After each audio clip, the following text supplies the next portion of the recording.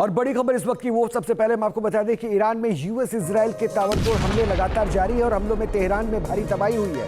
रिहायशी इमारतें खंडहर में तब्दील हो गई है। अब इन धमाकों में, इन मिसाइल अटैक्स में अब इनके जद में रिहायशी इलाके भी आ चुके हैं। रिहायशी इलाकों की आप तस्वीर देखिए, क्योंकि हमला बेशक ईरान में परमाणु संयंत्र को तबाह करने के नाम पे शुरू हुआ, लेकिन अब धीरे धीरे उसका नुकसान, उसकी भरपाई आम लोगों को अपनी ज़िंदगी से, अपने व्यवस्थाओं को खोने से या फिर उनके घरों में हुए नुकसान से ही अब उठाना पड़ रहा है। और ये तस्वीरें दिख रही है कि किस तरह से इजराइल और अमेरिका के अटैक के बाद ईरान में जो रेसिडेंशियल इलाके हैं वो उन पर बहुत बुरा असर पड़ा है। और एक और बड़ी अपडेट मिल रही है कि यूएस इजराइल ने कुर्दिस्तान में ज़बरदस्त हमला किया है।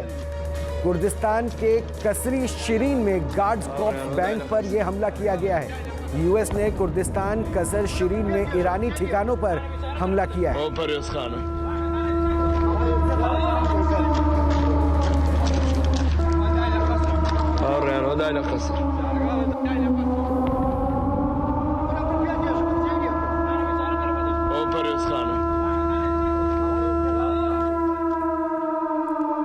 अमेरिका ईरान की एक और जानकारी मिल रही है कि अमेरिका ईरान की जंग में किन किन देशों को अपनी चपेट में लिया है। तो आप ये तस्वीर देख लीजिए, अजरबैजान भी अब इसकी जद में आ चुका है। बहरीन में अटैक हुआ, दोहा में हमला किया गया, कुवैत में धमाके हैं और इराक में भी हमला है। अब ऐसी स्थिति में आप सोचिए कि अब सीधे सीधे डायरेक्टली या इनडायरेक्टली नहीं, सीधे सीधे इन्वॉल्वमेंट अब कई देशों के, मिडिल ईस्ट के जो कई कंट्रीज़ हैं उनके इन्वॉल्वमेंट को अब नकारा नहीं जा सकता है।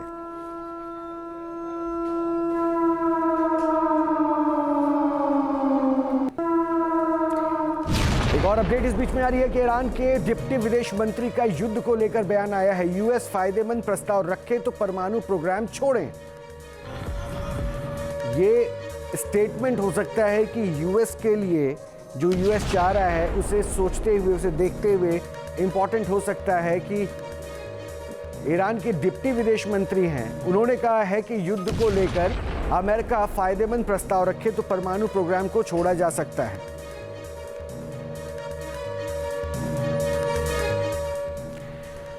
तो ईरान के परमाणु बम को खतरा, जो वो खतरा है अब और बड़ा होता जा रहा है। खबर यह भी है कि खामेनेई की मौत के बाद अब उसके बेटे मोजतबा खामेनेई को सुप्रीम लीडर बनाया जा सकता है और बहुत मुमकिन है कि वो पिता की मौत का बदला लेने के लिए ईरान की एटमी हसरत को ना सिर्फ पूरा करेगा बल्कि वो एटम बम फोड़कर इजराइल और अमेरिका से बदला भी ले सकता है।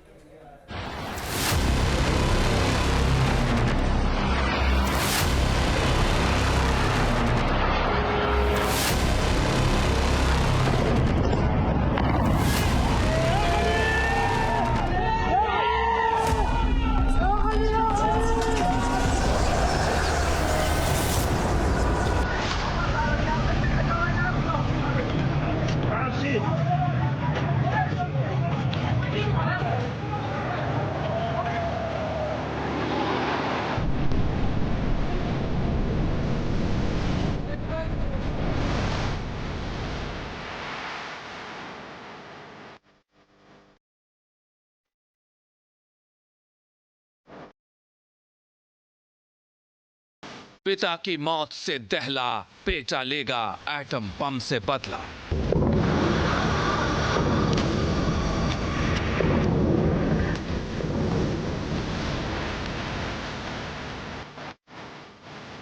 $400 किलो यूरेनियम का प्लान, तबाही का ऐलान।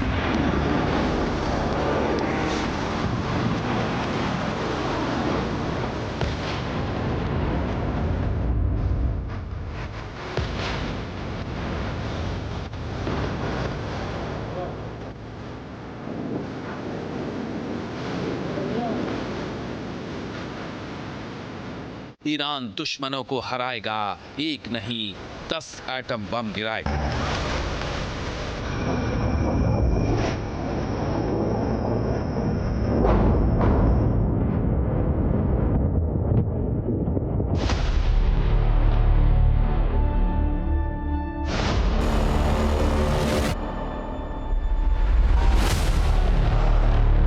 खामनेई की मौत के बाद ईरान को नया सुप्रीम लीडर मिलने वाला है।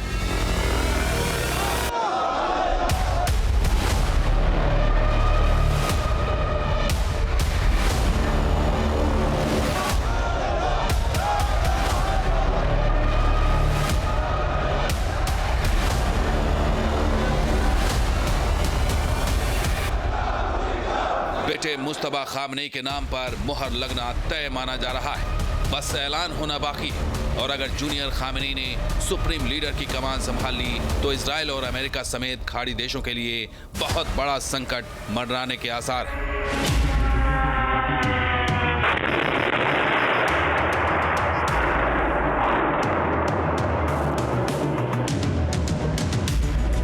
क्योंकि खामनेई से कहीं ज्यादा कट्टर है जूनियर खामनेई।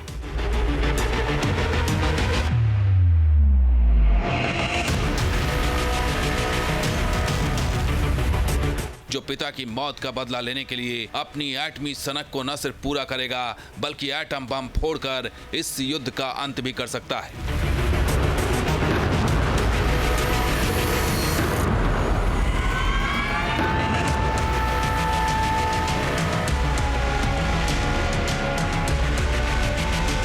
क्योंकि जिस जंग में ईरान कूदा है और जिस तरह से वो दुश्मनों से घिरा हुआ है, ऐसे में बचने का कोई रास्ता नहीं और ऐसे में आशंका है कि हार से बचने के लिए जूनियर खामनेई एटम बम का आखिरी विकल्प चुन सकता है। Oh my God. Oh my God. Oh my God. Yo. Oh. Oh my God. Oh my God. It actually hit right here. Oh my God.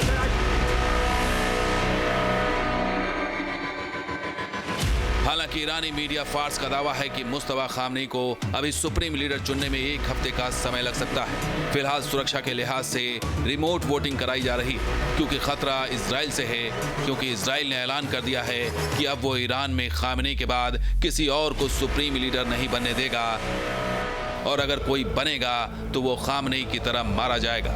और इसका ट्रेलर इजराइल ने कोम में तब दिखाया जब उसने असेंबली ऑफ एक्सपर्ट्स बिल्डिंग को ही उड़ा दिया था,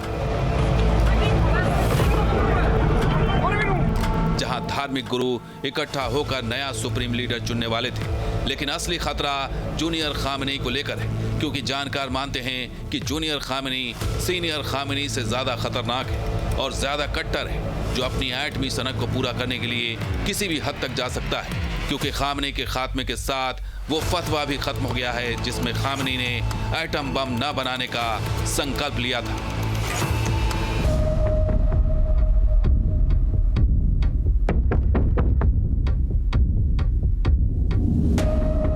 जूनियर खामनेई को भले ही 88 वरिष्ठ मौलवियों वाली असेंबली ऑफ एक्सपर्ट्स ने चुना हो, लेकिन जानकार बताते हैं कि असल में मुस्तफा खामनेई को रिवोल्यूशनरी गार्ड्स, कोर्प्स और बासिस फोर्स की सरपरस्ती हासिल थी।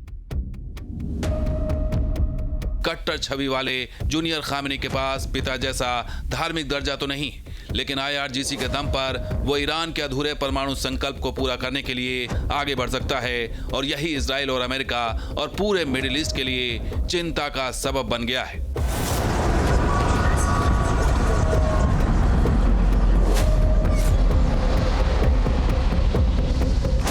मुस्तफा खामनेई की उम्र लगभग 56 साल है। वे मिड रैंक के एक धार्मिक नेता हैं, लेकिन सियासी पर्दे के पीछे वे लगातार सक्रिय रहे हैं। सबसे बड़ी बात कि रिवोल्यूशनरी गार्ड और बसीज फोर्स के साथ उनके गहरे रिश्ते हैं।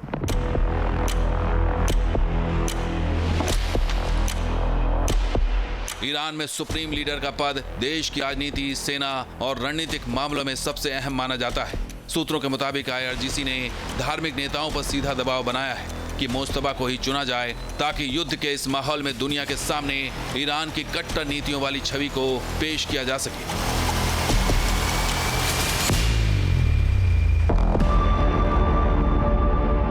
जूनियर खामनेई को उत्तराधिकारी बनाए जाने की खबर से जहां ईरान की कट्टरपंथी जमात इसे अपनी जीत बता रही है, तो वहीं ईरान की सत्ता में वंशवादी परंपरा के खिलाफ असंतोष भी उभर सकते हैं।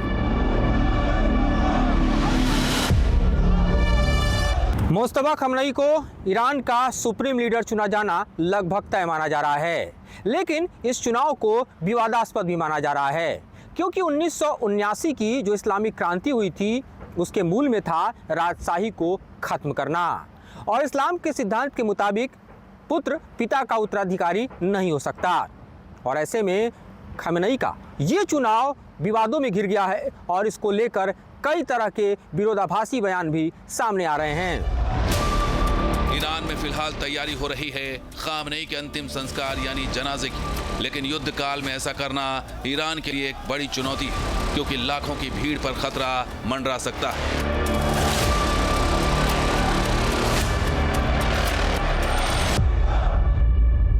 तो वहीं अमेरिका और इजराइल के लिए चैलेंज इस बात का है कि जूनियर खामनेई की एटमी चुनौती से कैसे निपटा जाए।